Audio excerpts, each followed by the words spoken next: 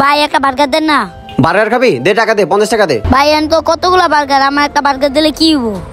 কি হবো মানে? তোর লাগি ফ্রি লয়ে বইছে এতগুলো বার্গার? ভাই দেন না, একটা বার্গার দিলে কি হবো? যায় না বই, চুপ করা, পরে দেখবো না তোর বার্গার দেওয়া যায় কিনা।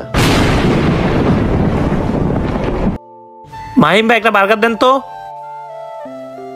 কি হইছে ছোট ভাই, তুমি এখানে বসে আছো কেন? ভাই আমার অনেক খিদা লাগছে, আমার একটা বার্গার দেন না। আরে শুভ ভাই, এসব পিচিগুলোর কথা বাদ দেন, ওদের খাওয়াই না, ওদের খাওয়াইলে কি মনে ও বলবো। আচ্ছা এই নেন ভাই। ঠিক আছে ভাই, এই নাও ছোট ভাই তুমি খাও।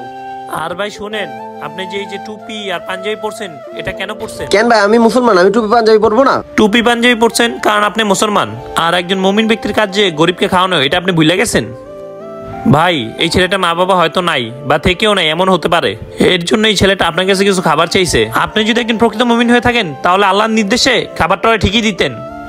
সব মানুষ যদি ভাই আপনার মতো চিন্তা করে, তাহলে ভাই গরিব মানুষগুলো না খায় মরে যায় ভাই। তাই কখনো অহংকার করেন না ভাই, পারলে একটু গরিবের সাহায্য করেন ভাই। ঠিক আছে ভাই, আসি তাইলে। আর এই নেন বার্গারের টাকাটা। আমার কথাগুলো কেমন লেগেছে কমেন্ট অবশ্যই জানাবেন।